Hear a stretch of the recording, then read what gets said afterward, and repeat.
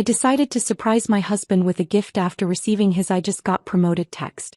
When I arrived at his office, one of his coworkers smirked, saying, "He's inside with the boss," thanking her for the promotion. I opened the door and found them kissing. Without a word, I left, blocked his cards and changed the locks. Then something unexpected happened. For exactly 4 heartbeats, I stood in the doorway of that executive office, watching my husband of 7 years press Angela Davidson against the floor-to-ceiling windows with the kind of passion I thought was reserved only for me. But 12 hours earlier, none of this nightmare existed in my reality. Sunday morning had begun like every other for the past 7 years. Kenneth's bare feet padding across our cottage's hardwood floors, the familiar sound of coffee beans grinding in our kitchen, and the gentle creak of our bedroom door as he balanced my favorite ceramic mug, the one with tiny painted roses that I'd bought at the farmer's market during our 2nd year of marriage. "Morning, beautiful," he whispered, setting the steaming coffee on my nightstand. The hazelnut aroma filled our bedroom, mixing with the salt air drifting through our open windows overlooking Moonrise Bay. Kenneth slipped back under our handmade quilt, his warm body fitting perfectly against mine. I nestled into his shoulder, breathing in his familiar scent of cedar soap and something uniquely him. "Did you remember to add the extra cream?" I murmured against his chest. "Just the way you like it," he said, his fingers tracing lazy circles on my back. "Light brown, not too sweet, with that little dash of cinnamon you pretend you don't want." This ritual had anchored our marriage through job changes, family deaths, financial stress, and countless ordinary Sundays that somehow felt extraordinary when shared. Kenneth knew exactly how I liked my coffee, just as I knew he preferred his eggs slightly runny and his toast barely golden. These small intimacies had built the foundation of what I believed was unshakable love. "I've been thinking about our cruise," I said, reaching for the Mediterranean brochures scattered across my nightstand. "What if we extended our stay in Santorini? I found this amazing cooking class where they teach traditional Greek recipes in a restored monastery." Kenneth's body tensed slightly against mine, so briefly I almost missed it. "Sounds expensive.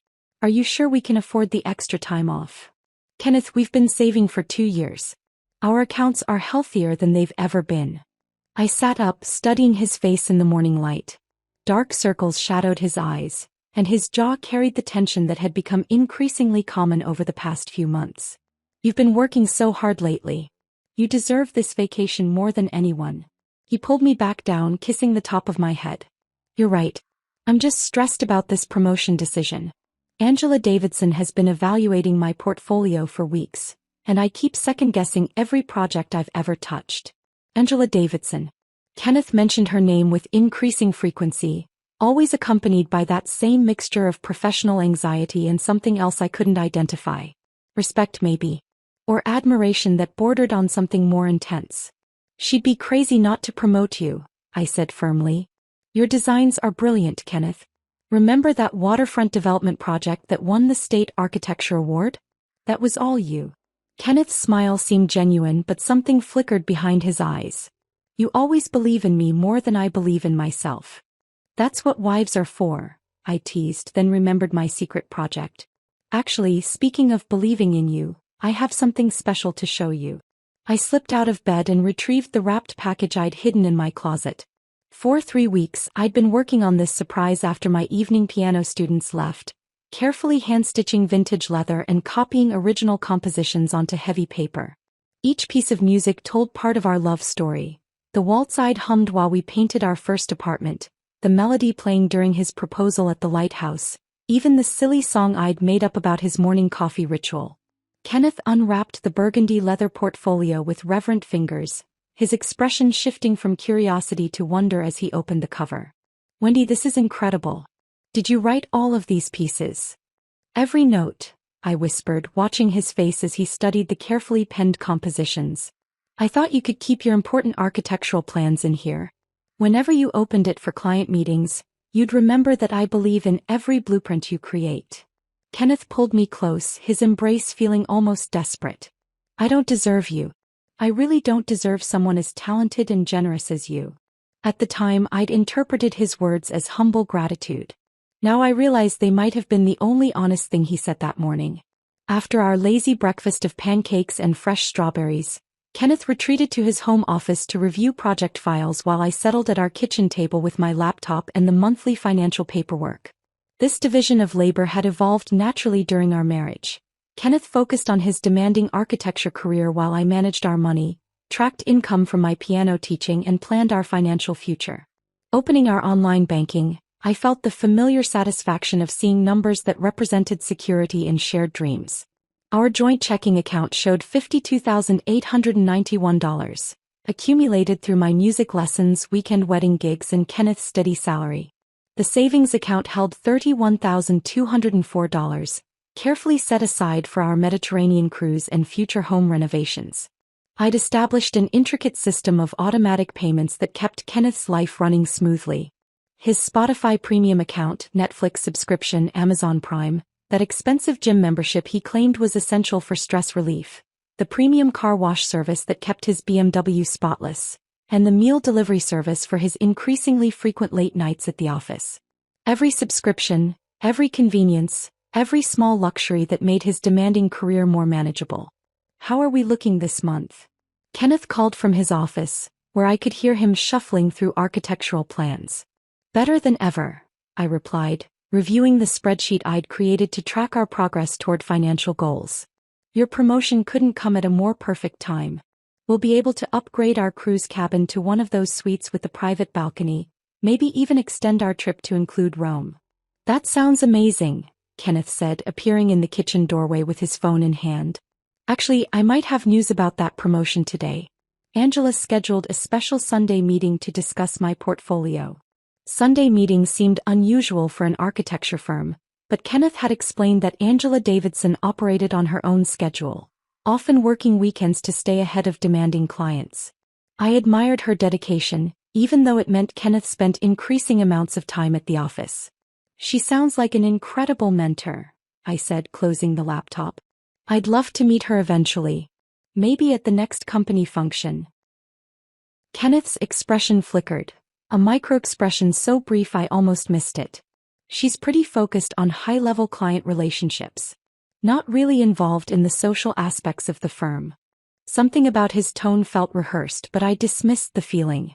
Kenneth had always been private about his work relationships, preferring to keep his professional and personal lives separate. At exactly 2:15 p.m., while I was helping my student Lily work through a challenging Bach invention, my phone buzzed with a text that sent my heart soaring. "Got the promotion. Senior Project Manager at Davidson and Associates. Angela made it official. Can't believe this is really happening.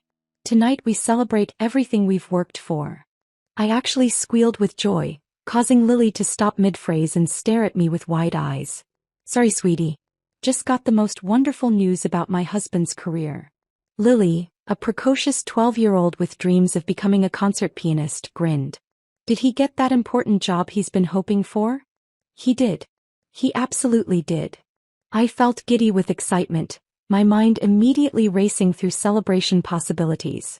This was the moment we'd worked toward for years. The financial security, professional recognition and validation of Kenneth's architectural talents that would transform our future. After Lily's lesson ended, I sat at my piano bench, my fingers automatically finding the keys as I processed the wonderful news. A melody began forming, something triumphant and hopeful, perhaps the beginning of a new composition celebrating Kenneth's achievement. But music suddenly felt insufficient for this moment. I looked at the portfolio sitting on my bedroom dresser, remembering Kenneth's genuine appreciation this morning. He'd loved the gift, but now it represented something deeper, tangible proof of my support for his dreams. This promotion deserved a grand gesture, something that would show Kenneth how proud I was and how much I believed in the brilliant future stretching ahead of us. The clock read 2:30 p.m. If I left immediately, I could surprise Kenneth at the office with the portfolio, maybe whisk him away for an early celebration dinner at that French restaurant he'd mentioned wanting to try. Kenneth had always appreciated spontaneous romantic gestures, and this felt like the perfect opportunity to remind him why we made such an incredible team. I changed into my favorite flower print dress, the one Kenneth said brought out the gold flecks in my eyes, and carefully rewrapped the portfolio in ivory tissue paper tied with burgundy ribbon. The 40-minute drive into the city would give Kenneth time to finish his meeting with Angela and perhaps share the exciting news with his colleagues. Davidson and Associates occupied 16 floors of a gleaming glass tower that rose from downtown like a monument to architectural ambition. The lobby buzzed with expensive-suited professionals carrying leather portfolios and conducting hushed conversations that probably involved millions of dollars. I approached the reception desk, feeling suddenly self-conscious about my artistic appearance in this corporate environment. "I'm here to see Kenneth Walsh," I told the receptionist, a polished woman whose makeup looked professionally applied and whose suit probably cost more than I earned in a month from piano lessons. Her expression shifted when I mentioned Kenneth's name, a micro-change that I noticed but couldn't interpret. "And you are?" "His wife, Wendy. I wanted to surprise him with something special to celebrate his promotion to senior project manager."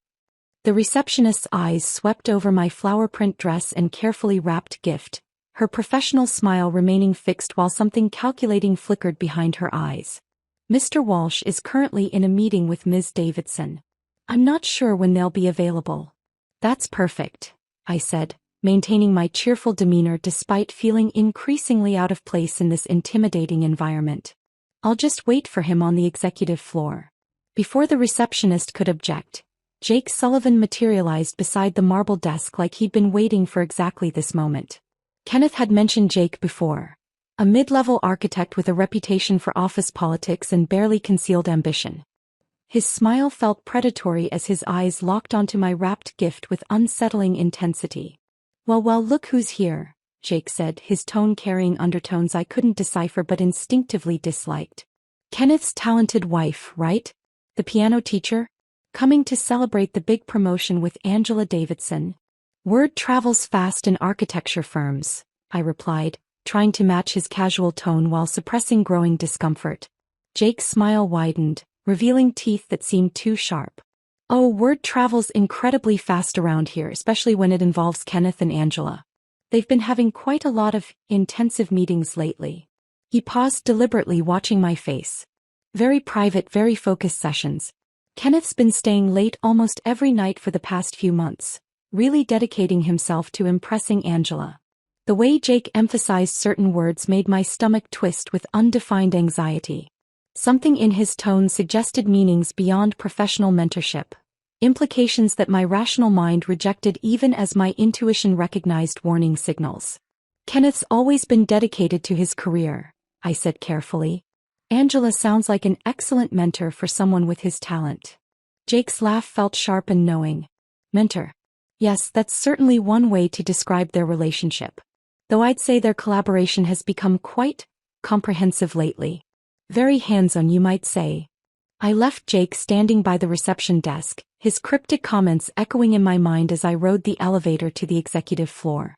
With each floor the elevator climbed, my chest felt tighter as if the building's altitude was compressing my lungs. By the time I reached the 15th floor, my palms were damp despite the aggressive air conditioning.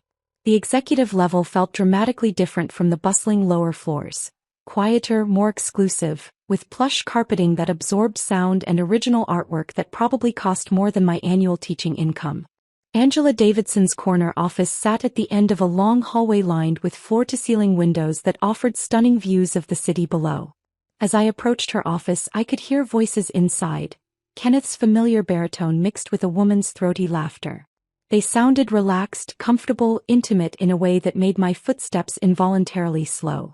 The conversation had a quality I couldn't name, something private and personal that seemed to extend far beyond professional boundaries. The office door stood slightly ajar, revealing a narrow slice of the luxurious room beyond. I could see expensive furniture, abstract paintings, and the edge of what appeared to be a massive mahogany desk. Kenneth said something I couldn't quite hear, his voice warm and affectionate, followed by Angela's rich laughter, the kind of laugh that suggested shared secrets and inside jokes. My hand trembled as I raised it to knock on the door frame. Something about the quality of their interaction felt forbidden, like I was about to intrude on something I wasn't meant to witness. But this was my husband, and I was here to celebrate his professional triumph with a gift created from love and pride. "Kenneth," I called softly, pushing the door open wider. "Surprise." The voices inside went abruptly silent. I stepped into Angela Davidson's corner office, my carefully wrapped portfolio clutched in both hands, ready to share in my husband's moment of career victory. Instead, I discovered that everything I believed about my marriage had been a carefully constructed lie. Kenneth stood pressed against the floor-to-ceiling windows, his arms wrapped around a stunning brunette woman in an expensive navy suit. They were kissing with desperate, consuming passion. Not the awkward fumbling of a moment's weakness, but the practiced intimacy of lovers who had done this many times before. Her manicured fingers were tangled in his hair, his hands gripping her waist like she was the only thing preventing him from drowning. The portfolio slipped from my numb fingers, hitting the polished marble floor with a sound that seemed to echo through my soul like the death knell of everything I'd thought was real. Time fractured into slow motion as my brain struggled to process the impossible scene before me. Kenneth's hands cradled Angela's face with a tenderness I recognized, the same gentle touch he used when he thought I was sleeping and would brush hair from my forehead. But this tenderness belonged to someone else now. Angela's expensive navy suit was wrinkled, her perfectly styled hair mussed from Kenneth's fingers. She wore red lipstick that was now smeared across both their mouths, and I found myself absurdly wondering if that was the shade called passion red or crimson kiss. These ridiculous details anchored my mind as it reeled from the enormity of what I was witnessing. This wasn't some spontaneous moment of celebration gone wrong. Their movements spoke of practiced familiarity, of countless similar encounters. Kenneth's thumb traced Angela's jawline with muscle memory, while her hands rested on his chest like she knew exactly where his heartbeat was strongest. They fit together with the ease of lovers who had mapped each other's bodies through repetition and time. The afternoon sunlight streaming through those floor-to-ceiling windows created a golden halo around their embrace, turning their betrayal into something cinematically beautiful. I wanted to scream at the universe for making something so devastating look so perfect, so meant to be. Kenneth murmured something against Angela's lips, words too soft for me to hear but intimate enough to make her smile against his mouth. That smile destroyed me more than the kiss itself. It spoke of inside jokes and shared secrets, of a relationship that extended far beyond stolen moments in corner offices. My carefully wrapped portfolio hit the marble floor with a sound that seemed to echo through the building's steel bones. The burgundy ribbon came undone, and I watched my handwritten compositions scatter across the polished stone like fallen leaves, each page representing hours of love that now felt foolish and wasted. Neither Kenneth nor Angela registered the sound of my gift hitting the floor. They remained lost in their private world, oblivious to the wife whose heart was disintegrating in the doorway. Kenneth's hand moved to the small of Angela's back, a gesture so familiar it made my stomach lurch. I'd seen him make that exact movement with me countless times at dinner parties and wedding receptions, claiming me as his with that possessive yet protective touch. Now I understood it had never really been ours. I backed out of the office on unsteady legs, my body moving without conscious direction from my brain. The hallway seemed to stretch endlessly before me, like something from a fever dream where distances became fluid and unreliable. My flower print dress felt suddenly childish against the corporate sophistication surrounding me, a costume from a life that no longer existed. Other employees moved through the hallway, carrying files and conducting hushed conversations about deadlines and client presentations. A young woman in a crisp white blouse glanced at me with concern, probably wondering why someone was standing frozen outside the senior partner's office looking like they'd witnessed a catastrophe. "Are you all right?" she asked, her voice seeming to come from very far away. I nodded automatically, though nothing about me was all right. Nothing would ever be all right again. "Just waiting for someone," I managed, my voice sounding foreign to my own ears. The elevator arrived with a cheerful ding that felt obscenely normal given that my world had just ended. I stepped inside and watched the numbers descend, 15, 14, 13, each floor taking me further from the truth I'd never wanted to discover but could never unknown. The parking garage felt like an underground tomb as I fumbled for my car keys with shaking hands. My reflection in the driver's side window showed a woman I barely recognized, pale, hollow-eyed, wearing the shell-shocked expression of someone who'd survived a natural disaster. The 40-minute drive back to Moonrise Bay became a torturous journey through 7 years of memories that were now contaminated with new understanding. Every song on the radio seemed designed to mock me. Every billboard advertising happy couples felt like a personal insult from the universe. I thought about Kenneth's increasing work hours over the past 4 months. "Angela needs me to review these proposals," he'd say, staying at the office until 9 or 10 at night. She's really pushing for this promotion and I can't let her down. He couldn't let her down. Not me, her.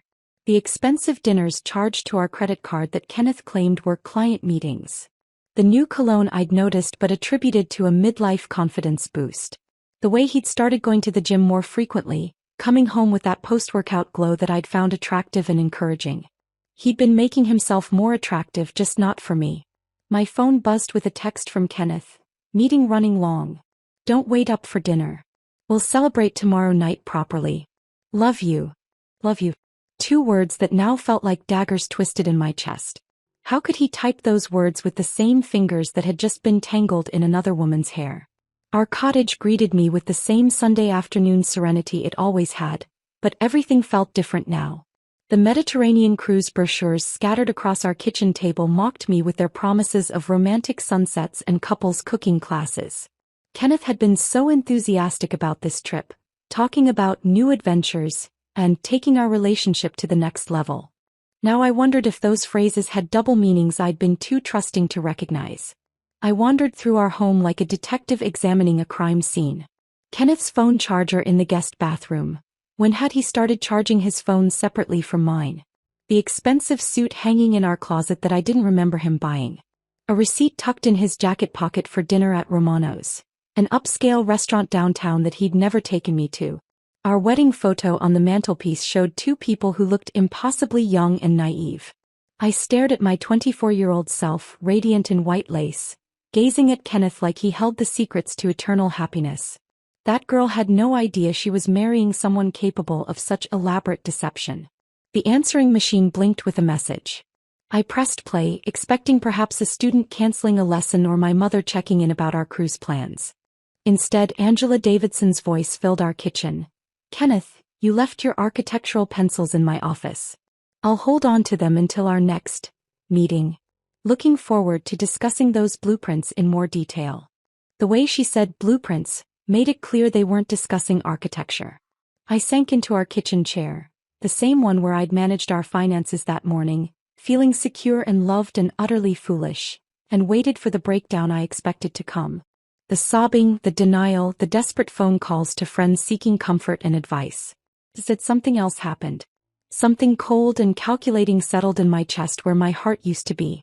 I thought about my piano students, 12-year-old Lily with her dreams of concert halls, elderly Mrs. Patterson who'd started lessons at 70 because she'd always wanted to play Chopin, young couples planning their wedding music with such hope and excitement. These people trusted me with their musical dreams, paid me well for my expertise and respected my artistic talents. I thought about our financial accounts, all managed by me because I was so good with numbers. Kenneth had no idea how much I'd saved, how carefully I'd invested, how many different income streams I'd cultivated through my music career.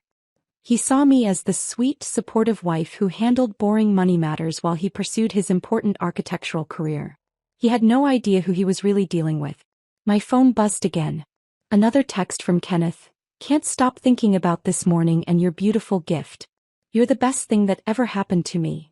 I stared at those words, lies typed with such casual cruelty, and felt the last vestiges of my old self dissolve. The woman who'd woken up this morning believing in love and partnership and shared dreams was gone, replaced by someone harder, smarter, and infinitely more dangerous. Kenneth thought he was playing chess with someone who didn't even know the game had started. He was about to learn exactly how wrong he was. I deleted Kenneth's lying text without responding and opened my laptop with the methodical precision of a surgeon preparing for a complex operation. The kitchen table that had witnessed countless romantic dinners and lazy Sunday morning conversations was about to become my war room. The banking website loaded with its familiar blue interface, but I was seeing these numbers through completely different eyes now. Our joint checking account showed $52,891.47, money I'd always thought of as ours, but was now calculating as predominantly mine. I opened a new spreadsheet and began documenting the sources of every deposit over the past 2 years. Piano lessons, $127 per week from 12 regular students, plus occasional makeup sessions. Wedding performances, $800 to $1,200 per event, depending on the venue and ceremony length. Corporate events where I provided background music, $300 to $500 per evening. Summer music camps where I taught intensive workshops. $2,400 for each 2-week session. The numbers painted a picture I'd somehow never fully grasped. Kenneth's architectural salary provided steady income, but my artistic work generated nearly 60% of our household earnings. Yet somehow he'd made me feel like the junior partner in our financial relationship, the one who handled small details, while he focused on serious career advancement. I clicked over to our savings account, $31,204.83. Money we'd earmarked for the Mediterranean cruise Kenneth had been so excited about. Now I realized why he'd been pushing for expensive upgrades. The suite with the private balcony, the premium dining package, the extended stay in Santorini. He'd been planning to use my earnings to fund what might have been our farewell trip before he left me for Angela. But there were other accounts Kenneth didn't know about. My separate business account for music lesson payments held $18,347. The emergency fund I'd been building secretly, putting aside $25 from each wedding gig. $4,231. Even the small investment account I'd opened with inheritance money from my grandmother. $12,876. Kenneth had no idea how financially independent I actually was. I pulled up the credit card management portal and stared at the 5 accounts that had been funding Kenneth's double life. The Platinum Visa with its $25,000 limit that he used for his expensive suits and latest iPhone upgrades. The Business American Express that supposedly covered client entertainment. Dinners that I now realized included Angela. The store cards for Nordstrom where he'd been buying clothes I'd never seen him wear, and Best Buy where he'd purchased gadgets that never appeared in our home. My hands trembled slightly as I dialed the first customer service number. The Visa representative answered with practiced cheerfulness. "Hello, this is Sandra with Platinum Customer Care. How can I assist you today?" "I need to cancel my account immediately," I said, my voice steady despite my racing heart. "I'm sorry to hear that. May I ask the reason for cancellation?" "Fraudulent use," I replied, which felt more honest than it should have. "I've discovered unauthorized charges." "I understand your concern. I'll be happy to close this account for you right away." The process took 12 minutes. 12 minutes to sever Kenneth's access to $25,000 in credit that he'd been using to wine and dine his boss while I stayed home managing our finances and planning our fake future together. The American Express cancellation felt even more satisfying. When the representative asked about the reason, I said, "The primary cardholder has been using this card for personal expenses disguised as business transactions." Each subsequent call became easier. The Nordstrom card, cancelled. The Best Buy account, terminated. The gas station credit card that Kenneth used for his increasingly frequent trips downtown, closed permanently. Kenneth's automated lifestyle had always impressed me with its efficiency. Every entertainment and convenience service billed automatically to our shared accounts, making his life seamless and stress-free. Now that automation was about to become his nightmare. I started with Spotify Premium. Kenneth listened to carefully curated playlists during his morning workouts and evening drives. The subscription had been running for 4 years at $9.99 per month. I called customer service and canceled it effective immediately. Netflix came next. The premium family plan that Kenneth used to watch architectural documentaries and what he claimed were mindless action movies for stress relief. I now wondered if he'd been watching romantic comedies with Angela, streaming them on his laptop during their late-night work sessions. Amazon Prime had been a particular point of pride for Kenneth. Free shipping on his impulse purchases, access to movies and shows, even grocery delivery when he claimed to be too exhausted from work to shop. The annual membership cost $139, but the convenience had been worth it. He'll know. "I'd like to cancel my Prime membership and request a prorated refund," I told the Amazon representative. "May I ask why you're canceling?" "Change in financial circumstances," I said, which was about to become very true for Kenneth. The meal delivery service cancellation felt especially vindictive. Fresh Direct had been delivering expensive prepared meals to Kenneth's office 3 times per week, supposedly for those late nights when he was too busy to come home for dinner. $48 per order, charged automatically to our joint account. I'd encouraged this subscription, thinking it was helping Kenneth maintain his health during stressful work periods. Now I realized those meals were probably being shared with Angela during their intimate overtime sessions. Elena Rodriguez had installed our original locks when we'd first bought the cottage 4 years ago. She was a no-nonsense woman in her 50s who ran her family locksmith business with quiet efficiency and professional discretion. When I called her emergency line, she answered on the second ring. Rodriguez Locksmith, Elena speaking. Elena, this is Wendy Walsh from the Moonrise Bay Cottage. I need an emergency lock change on all exterior doors. Everything all right, honey? You sound stressed. Elena had always been perceptive. She'd probably sensed trouble in dozens of emergency calls over her 20-year career. I've discovered some security concerns. I need new locks as soon as possible. I can be there in 45 minutes. You want deadbolts changed too. Everything. Front door, back door, garage entry. I want completely new keys. Elena arrived with her van full of hardware and her toolbox that had seen thousands of similar domestic emergencies. She worked efficiently, asking no questions while I watched her install fresh deadbolts and doorknob locks. The sound of her drill echoed through our cottage like a declaration of independence. Old keys won't work anymore, she said, handing me a ring with 3 shiny new keys. You want me to make any extras? Just these 3. No one else needs access. Elena studied my face with knowing eyes. You take care of yourself, Wendy. Whatever's going on, you're handling it right. After Elena left, I settled back at my laptop and began researching divorce attorneys in our area. Kenneth had always joked that lawyers were parasites, but I was about to discover that the right parasite could be exactly what I needed. I created a new folder on my desktop labeled Financial Documents, and began organizing evidence. Bank statements showing the true sources of our income. Credit card bills revealing Kenneth's suspicious spending patterns. Screenshots of our various accounts before I'd started making changes.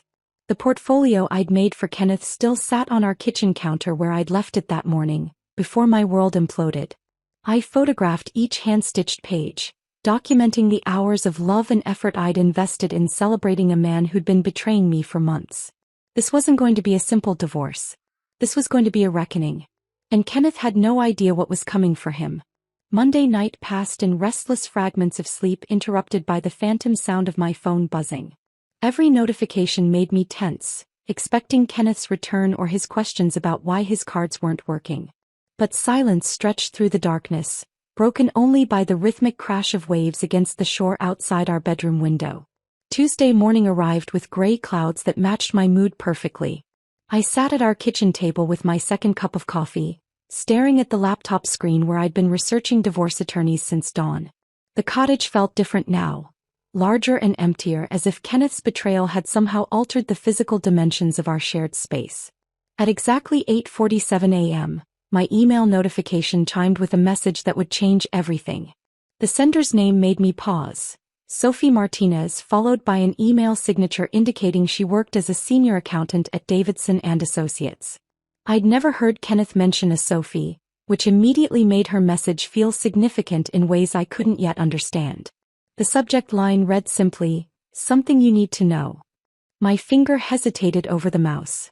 Part of me wanted to delete this email unread, to preserve whatever remained of my ignorance and avoid confirming suspicions that were still crystallizing in my mind.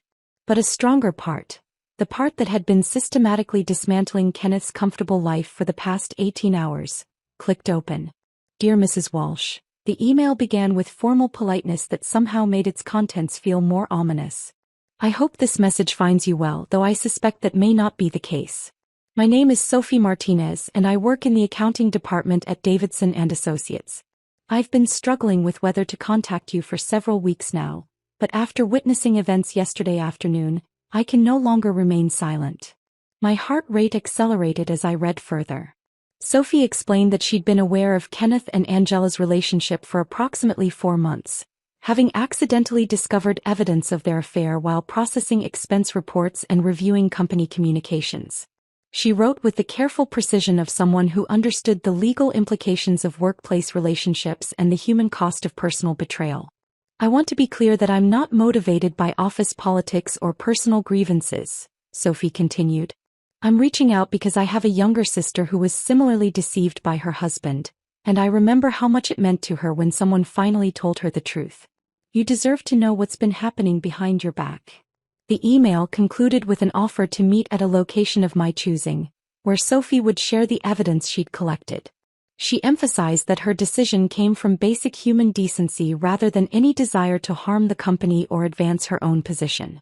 I stared at the screen for several minutes, processing the implications. A complete stranger was offering to blow up Kenneth's professional life because she couldn't stand watching an innocent woman being deceived. The kindness of this gesture from someone who owed me nothing felt overwhelming after Kenneth's casual cruelty. I replied immediately, suggesting we meet at the Lighthouse Cafe, a quiet seaside restaurant 20 minutes from our cottage where the afternoon crowd would provide cover for sensitive conversation. Sophie Martinez turned out to be a woman in her early 30s with intelligent dark eyes and the kind of understated professional appearance that suggested competence without drawing attention. She arrived at the Lighthouse Cafe carrying a manila envelope that she clutched like it contained explosive materials, which in many ways it did. We chose a corner booth overlooking the harbor, where the sound of seagulls and distant boat engines would mask our conversation from other diners. Sophie ordered coffee with shaking hands, her nervous energy palpable as she arranged the envelope on the table between us. "I want to start by saying how sorry I am," she began, her voice soft but steady. "What I'm about to show you is going to be difficult to see, but you have a right to know the truth about your marriage." Sophie opened the envelope and spread several printed emails across the scarred wooden table. The papers looked official and damning, like evidence being presented in a courtroom. Her fingers trembled slightly as she organized the documents, and I could see the genuine distress this revelation was causing her. "I discovered these emails accidentally while reviewing expense account irregularities," Sophie explained. "Kenneth and Angela have been using company resources for personal activities, which required me to examine their communications more closely. I never intended to uncover their affair, but once I saw these messages, I couldn't ignore what was happening." She paused, studying my face with compassionate concern. "I debated for weeks about whether to contact you. On one hand, it wasn't my business. On the other hand, you were being systematically deceived by people who were supposed to respect both you and company policies." The first email Sophie showed me was dated 3.5 months ago, sent from Kenneth's company account to someone listed as Derek Thompson, apparently his college roommate who now lived in Seattle. The casual tone made the content even more devastating. "You were right about office affairs being dangerous," Kenneth had written, "but sometimes the risk is worth the reward. Angela's making moves that could benefit both of us professionally, and the personal benefits aren't exactly a hardship either. The best part is that Wendy's completely oblivious. She's too wrapped up in her little piano students and wedding gigs to notice that I'm building my real future." My hands clenched involuntarily as I read Kenneth's dismissive reference to my music career as little piano students. The same artistic work that generated 60% of our household income, that Kenneth had always claimed to respect and admire, was reduced to a trivial hobby that kept me conveniently distracted. The second email was even worse. Kenneth described Angela as everything Wendy isn't: ambitious, sophisticated, focused on real success instead of artistic fantasies. He discussed their relationship with the detached planning of someone organizing a business transaction rather than engaging in a passionate affair. "Angela's already hinting about opportunities in the firm's new branch office," Kenneth had written to Derek. "Six-figure salary, executive benefits, and a partner who understands the corporate world. I've been subsidizing Wendy's music hobby for years while she plays house in that cottage. Time to upgrade to someone who can actually contribute to my career advancement." Reading those words felt like being repeatedly slapped. Kenneth had been tolerating our marriage while planning his escape to what he considered a superior life. Every encouragement he'd given my music, every romantic gesture, every moment of seeming support had been performance art designed to keep me compliant while he positioned himself for betrayal. Sophie reached into her bag and produced her smartphone, her expression growing even more apologetic. "I need to warn you that what you're about to hear is going to be very painful. These recordings were captured accidentally during budget meetings where I was taking notes on company expenses." She pressed play and Kenneth's voice filled our corner of the cafe with devastating clarity. The conversation appeared to be between Kenneth and Angela, discussing their relationship with chilling casual cruelty. "Wendy's been putting every penny from her music lessons into our joint accounts," Kenneth was saying. his tone carrying the detached amusement of someone discussing a naive child. The sweet, trusting artist actually thinks we're saving for our future together. She has no idea I'm planning to file for divorce after I secure this promotion and establish myself in the new position. Angela's laughter rippled through the phone's speaker like acid. She sounds adorable. Does she still leave you little love notes in your lunch? Every morning, Kenneth replied, and I could hear the eye roll in his voice. Like we're still in high school. It would be endearing if it wasn't so pathetic. But her earnestness makes the financial arrangement convenient. She handles all our money management because she thinks she's being helpful, which means she's essentially funding my exit strategy without realizing it. The recording continued for several more minutes, with Kenneth and Angela discussing their timeline for his divorce, her promotion to regional manager, and their plans to relocate together to the firm's expanding West Coast operation. They talked about my marriage like it was a temporary inconvenience rather than 7 years of shared life and love. Sophie and I spent the next hour constructing a detailed chronology of Kenneth and Angela's affair, cross-referencing her observations with my memories of his changed behavior. The pattern that emerged was sickeningly methodical. 4 months ago, Kenneth's first late-night project review with Angela, coinciding with her separation from her husband. The beginning of frequent texts and after-hours meetings that Kenneth explained as intensive mentoring for his promotion prospects. 3 months ago, Kenneth's sudden interest in expensive restaurants downtown, claiming he needed to network with potential clients.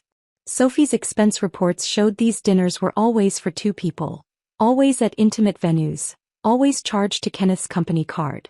2 months ago, Kenneth's membership at that high-end gym, which he claimed was necessary for stress management.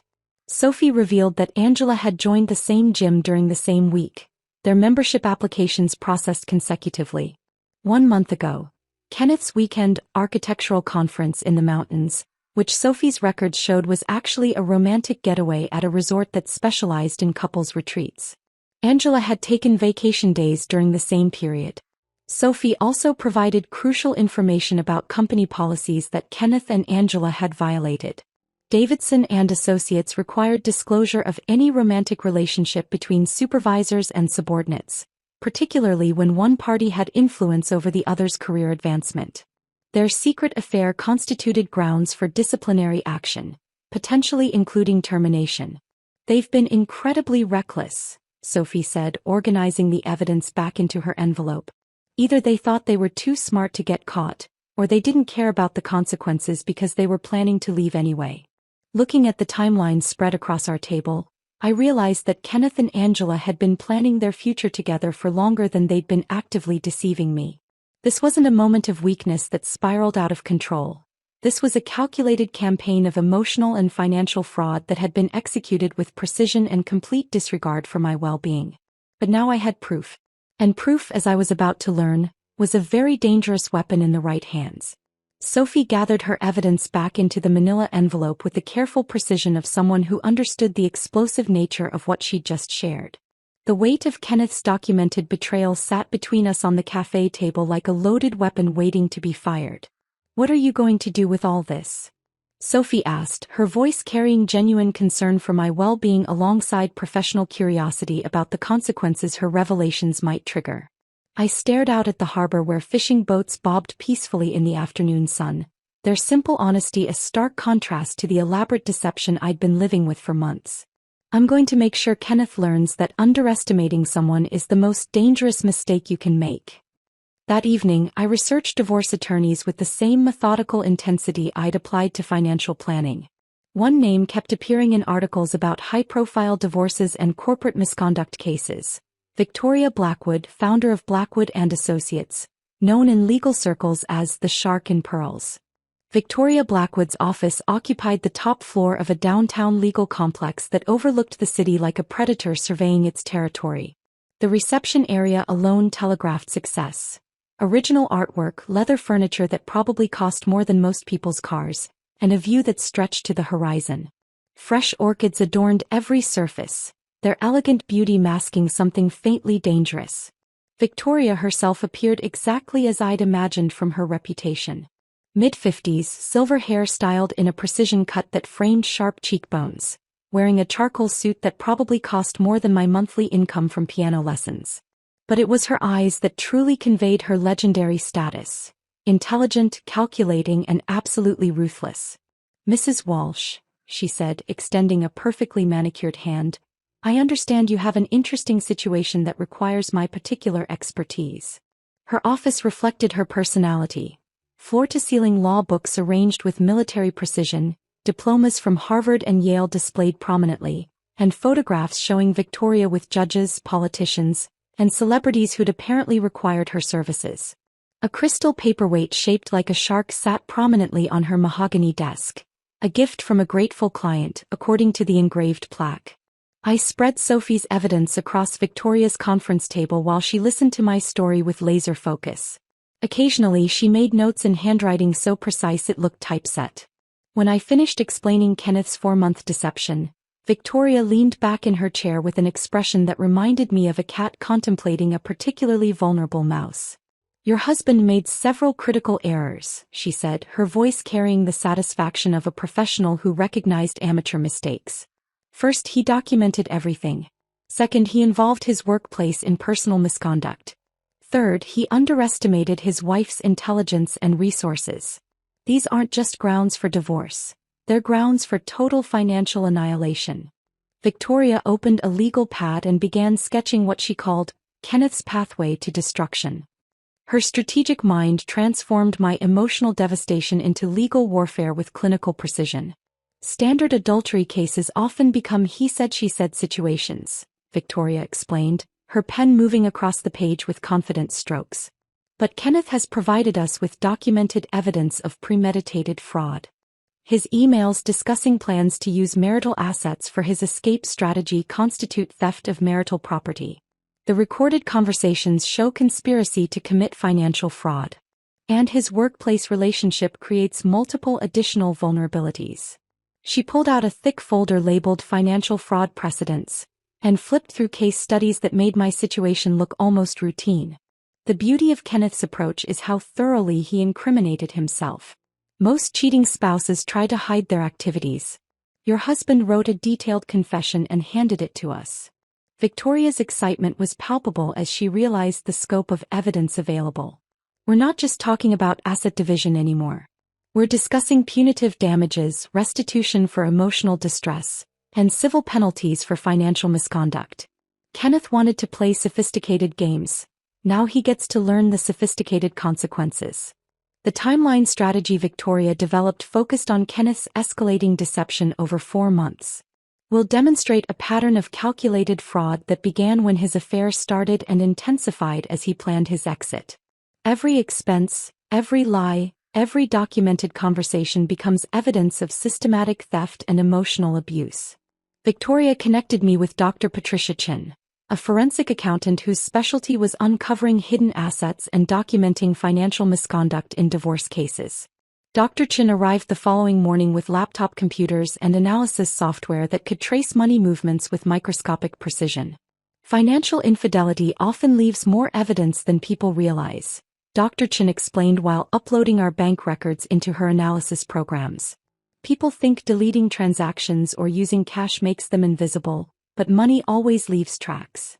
The computer analysis revealed patterns I'd never noticed despite managing our finances.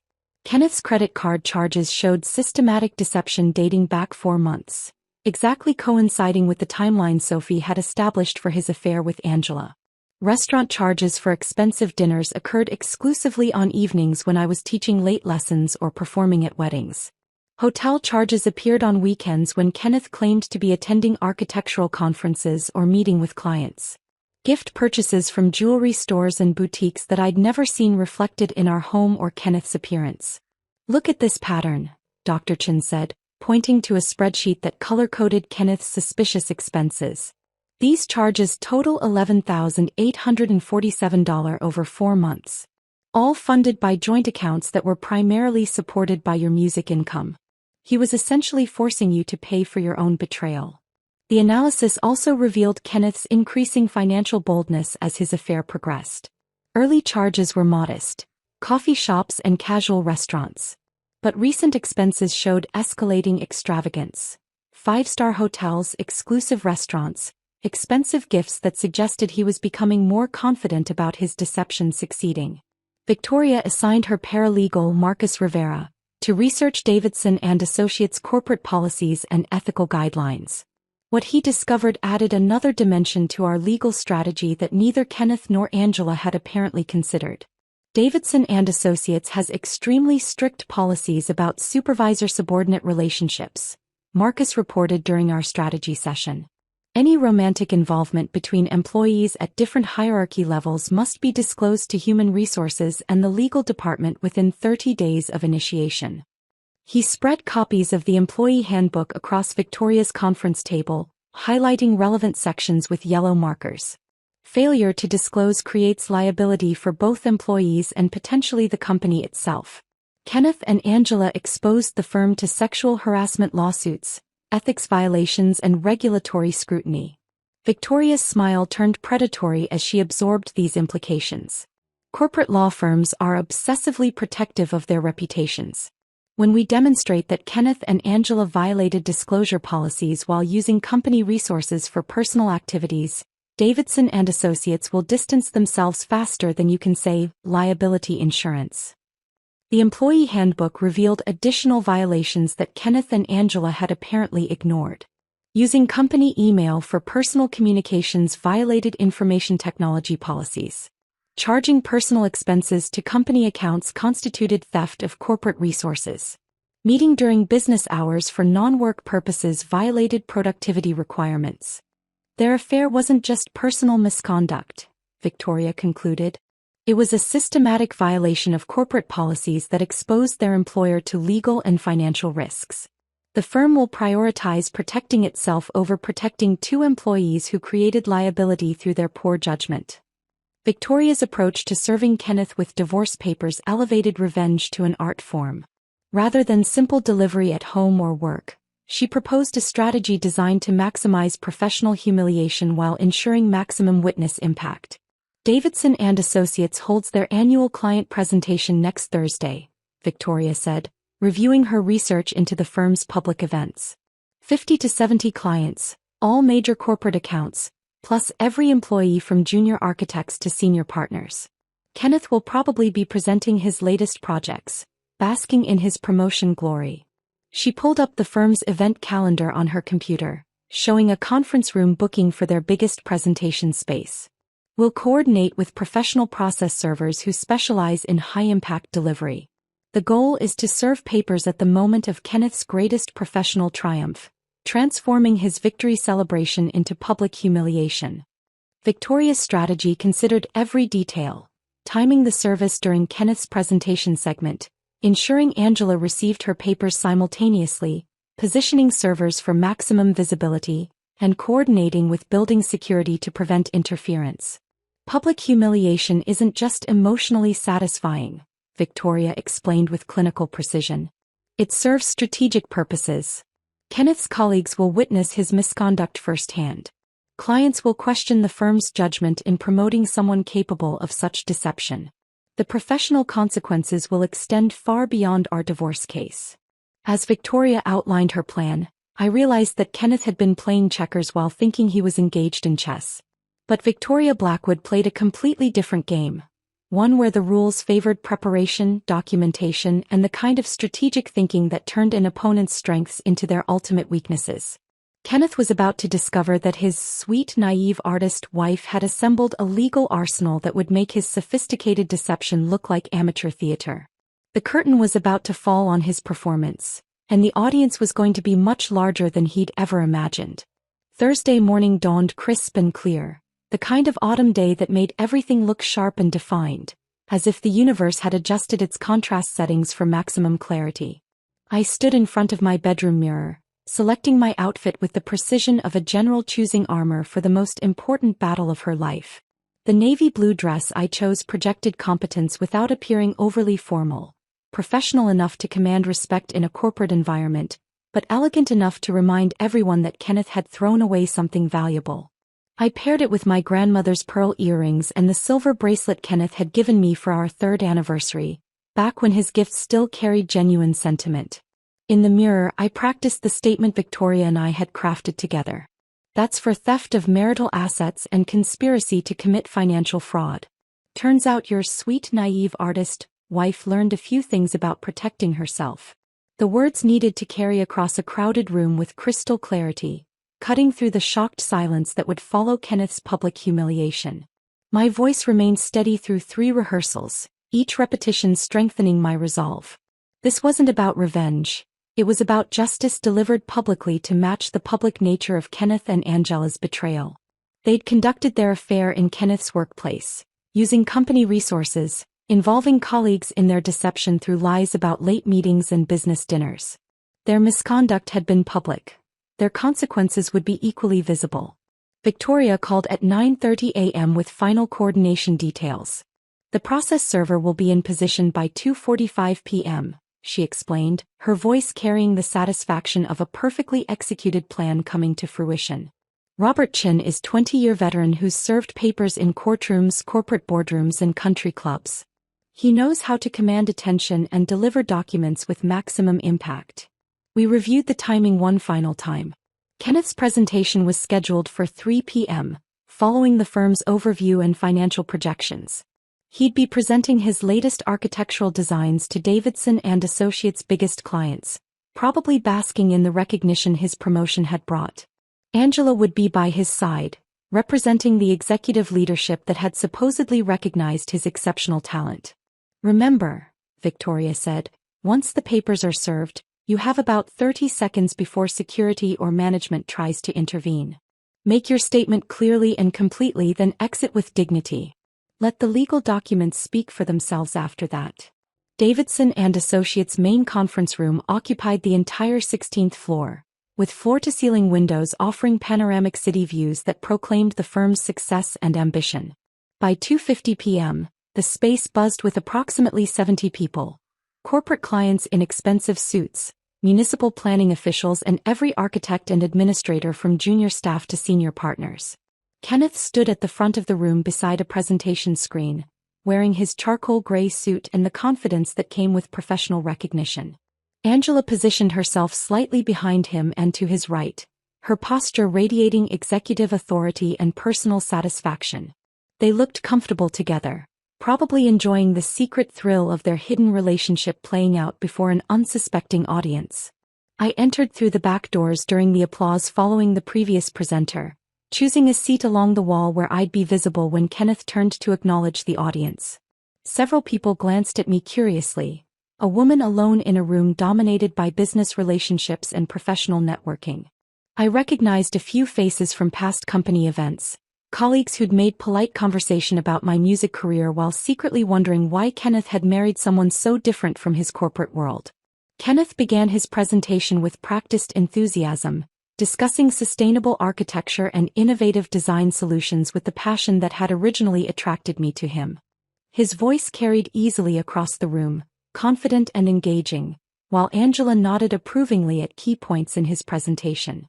They'd probably rehearsed this performance together during their private meetings, perfecting the professional dynamic that masked their personal relationship. 25 minutes into Kenneth's presentation, I spotted Robert Chin entering through the main doors. The process server looked exactly as Victoria had described: medium height, unremarkable appearance, carrying a leather portfolio that could easily contain architectural drawings or legal documents.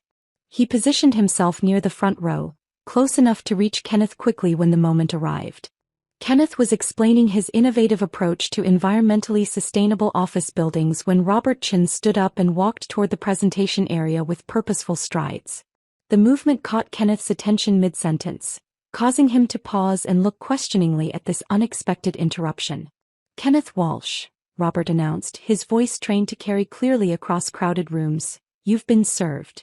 The thick manila envelope landed in Kenneth's hands with a sound that seemed to echo through the suddenly silent conference room. 70 professionals who'd been listening to architectural presentations suddenly found themselves witnesses to a personal drama unfolding in real time.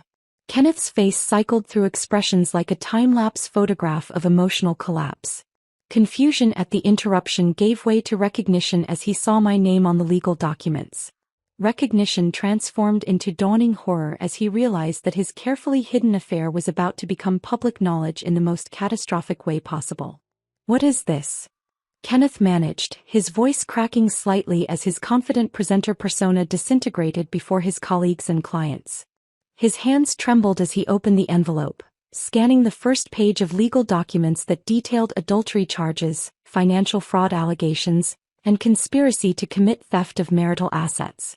The color drained from his face as he recognized Sophie's evidence reproduced in official legal language, complete with email transcripts and financial analysis that documented every aspect of his 4-month deception. The conference room had fallen completely silent, 70 people holding their collective breath while Kenneth processed the legal documents that were destroying his life in real time. Angela stepped closer to him, probably trying to read over his shoulder and understand the scope of their exposure. That's when I stood up and delivered the statement Victoria and I had crafted with surgical precision. "That's for theft of marital assets and conspiracy to commit financial fraud," I announced, my voice carrying clearly across the dead-silent room. "Turns out your sweet, naive artist wife learned a few things about protecting herself." The words felt empowering after months of being deceived, dismissed, and underestimated. I watched Kenneth's professional facade crumble as colleagues who'd respected his architectural talent realized they'd been watching an adulterer and financial fraud perpetrator present their company's vision for sustainable design. Several clients shifted uncomfortably in their seats, probably reconsidering their business relationships with a firm that employed people capable of such systematic deception. Municipal officials who'd been considering major contracts exchanged meaningful glances, their confidence in Davidson and Associates' ethical standards clearly shaken. Kenneth looked directly at me for the first time since I'd entered the room, his expression showing shock, humiliation, and something that might have been belated recognition of just how seriously he'd underestimated the woman he'd married. The confident architect who'd been commanding the room minutes earlier now stood frozen, clutching legal documents that detailed his professional and personal misconduct for everyone to see. Robert Chin wasn't finished. He turned to Angela with the efficiency of someone who'd performed this routine hundreds of times in various corporate settings. "Angela Davidson," he announced, "you've been served." Angela's carefully constructed corporate image dissolved as she received her own manila envelope containing conspiracy charges, ethics violations, and detailed allegations of abuse of executive power. Her face went pale as she realized that her secret relationship with Kenneth had been documented, analyzed, and was now being exposed to the firm's biggest clients and most important business partners. The legal papers detailed her violation of company policies requiring disclosure of supervisor-subordinate relationships, her use of corporate resources for personal activities, and her participation in Kenneth's plan to defraud his marriage using funds that had been earned through my artistic work. The room's energy shifted from professional presentation to scandalized fascination as Davidson and Associates' biggest clients witnessed their executive leadership team's personal and professional misconduct being exposed simultaneously. These were people who managed million-dollar construction contracts and municipal planning budgets. They understood the implications of ethics violations and corporate liability better than most. Angela tried to maintain her composure, but her hands shook as she scanned the legal documents. The confident executive who'd been supporting Kenneth's presentation moments earlier now looked like someone who'd just realized her career was ending in the most public and humiliating way possible. The conference room remained frozen in shocked silence. 70 witnesses to the spectacular implosion of two people who'd thought they were too smart, too careful, and too powerful to face consequences for their choices. But consequences, as Kenneth and Angela were learning, don't care how clever you think you are. They only care about evidence, timing, and justice delivered with precision. The silence in Davidson and Associates conference rooms stretched for what felt like an eternity, 70 witnesses frozen in the aftermath of a public humiliation that would be discussed in corporate circles for years to come. I turned and walked toward the exit with measured steps, leaving Kenneth and Angela to face the professional consequences of their personal choices. 4 months later, the legal victory felt both satisfying and anticlimactic. Victoria's strategy had succeeded beyond even her optimistic projections. Kenneth left our marriage with exactly what he'd brought into it: his personal belongings, his architectural degree, and a reputation so damaged that finding equivalent employment would require relocating to a different state. The divorce decree awarded me complete ownership of our cottage, all financial assets and Kenneth's portion of retirement investments as compensation for his systematic theft of marital resources. Rarely have I seen someone document their own destruction so thoroughly, Victoria observed during our final meeting in her office overlooking the city. The same windows that had intimidated me months earlier now felt like symbols of hard-won victory. Kenneth's emails and recorded conversations created an airtight case for financial fraud that most prosecutors would envy. The civil suit against Kenneth and Angela had yielded substantial damages, $127,000 covering emotional distress, punitive damages for financial fraud, and restitution for the money Kenneth had stolen from our joint accounts to fund his affair. Angela's portion came largely from her forced resignation from Davidson and Associates, where the firm's board had terminated her within 48 hours of our public confrontation. Davidson and Associates settled their portion immediately, Victoria explained, sliding final settlement documents across her mahogany desk. Architecture firms protect their reputations obsessively. 2 senior employees violating ethics policies while exposing the company to sexual harassment liability was unacceptable risk. The firm had quietly paid an additional $75,000 to avoid publicity about their executives' misconduct. Kenneth's architectural career in the region was effectively over. No reputable firm would hire someone whose professional judgment had been so spectacularly compromised by personal choices. News of my divorce proceedings had spread through our community with surprising speed, but instead of gossip and sympathy, I encountered respect and admiration. Parents of my piano students began referring friends and neighbors, impressed by what they perceived as remarkable strength during difficult circumstances. Mrs. Walsh showed incredible grace throughout that entire situation, Martha Henderson told her bridge club according to her daughter Sarah, one of my advanced students. She never said a negative word about her husband, just focused on her music and her students. That takes real character. My teaching schedule expanded from 12 students to 23 within 3 months. Wedding bookings increased as couples heard about my composure during personal crisis and trusted me to handle their special days with similar professionalism. The settlement money allowed me to renovate the cottage's sunroom into a proper music studio with acoustic panels, professional lighting, and a stunning grand piano that had previously been beyond my budget. The studio overlooked Moonrise Bay through floor-to-ceiling windows that framed the changing seasons like living artwork. Students often commented on the inspiring atmosphere, saying the space itself seemed to enhance their musical understanding. My own compositions flowed with emotional depth I'd never accessed before. Pieces that reflected survival, transformation, and hard-won wisdom rather than naive romantic idealism. Local venues began requesting original compositions for special events. The Lighthouse Restaurant commissioned a piece for their anniversary celebration.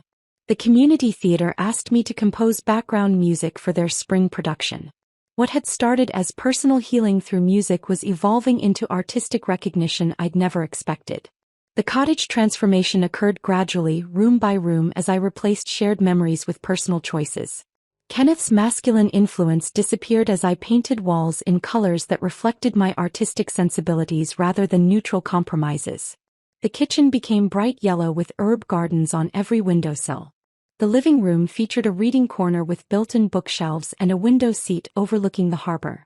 I created what I called my truth box, a handcrafted wooden container where I kept items representing authentic accomplishments and genuine relationships.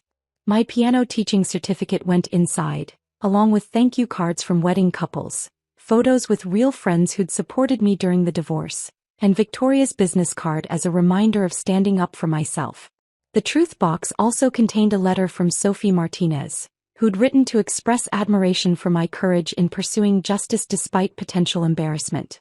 Watching you handle that situation with such dignity reminded me why I contacted you in the first place, Sophie had written. Women like you make the world safer for all of us. Each item in the truth box represented moments when I'd chosen authenticity over convenience, truth over comfortable lies. The collection grew slowly but steadily, documenting my journey from naive trust to earned wisdom. Spring brought unexpected connection in the form of James Morrison, the owner of Harbor Books, a cozy independent bookstore 3 blocks from the cottage. Our meeting was refreshingly ordinary. I was browsing poetry collections when he recommended Mary Oliver's latest volume, leading to a conversation about how literature influenced musical composition.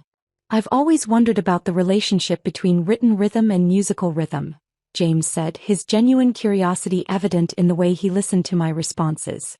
Do you hear melodies when you read certain poets? James was 42, divorced for 3 years, with silver threading through dark hair and laugh lines that suggested someone who found joy in everyday moments. He'd purchased Harbor books after leaving a corporate finance career that had left him feeling spiritually empty. Our conversations flowed naturally, covering literature, music, local history, and shared appreciation for authentic craftsmanship over mass-produced convenience. I admire people who create beautiful things, James said during one of our coffee conversations at the bookstore's reading corner. Your music, my book recommendations, we're both trying to connect people with experiences that matter. His genuine interest in my compositions felt revolutionary after years of Kenneth's polite tolerance for my artistic hobby. James asked thoughtful questions about musical structure, attended my student recitals without being asked, and never once suggested that my creative work was less important than more traditionally lucrative careers. Kenneth's betrayal had taught me to distinguish between authentic emotions and performed sentiments, between genuine partnership and strategic manipulation. I now trusted my instincts about people's motivations rather than accepting surface presentations that seemed too perfect or convenient. The experience revealed strength and strategic capabilities I'd underestimated while focusing on being a supportive wife. Managing the divorce proceedings, coordinating with attorneys and forensic accountants, and executing a complex legal strategy had demonstrated talents I'd never recognized or developed. I wasn't just Kenneth's artistic wife. I was a capable woman with valuable skills who'd been playing a diminished version of herself. I only compose authentic melodies, became my guiding philosophy, applying to relationships, professional opportunities, and personal choices. Every decision was filtered through questions about genuine value versus superficial appeal, long-term authenticity versus short-term convenience. James embodied this philosophy in ways Kenneth never had. His appreciation for my music felt genuine rather than obligatory. His bookstore reflected personal passion rather than profitable trends. His conversation engaged with ideas rather than impressing audiences. 6 months after Kenneth's public humiliation, I performed an original composition at the community center's annual arts festival. The piece, titled Moonrise Bay Morning, captured the feeling of watching sunrise from my studio windows while knowing that the day belonged entirely to me. In the audience, James listened with the focus of someone who understood that music could tell stories words couldn't capture.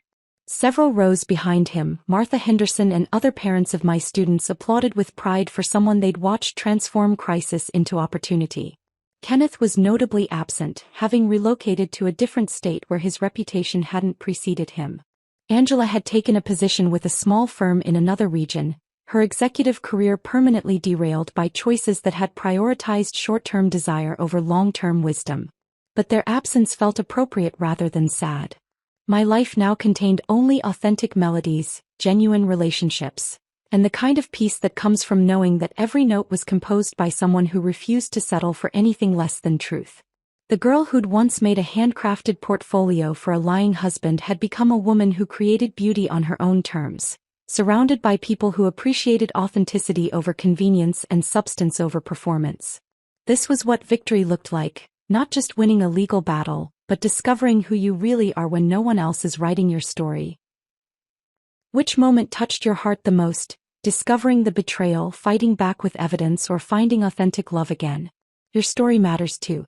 If this journey of betrayal to triumph resonated with you, please like this video and subscribe for more stories of women who refuse to stay silent. You're stronger than you know.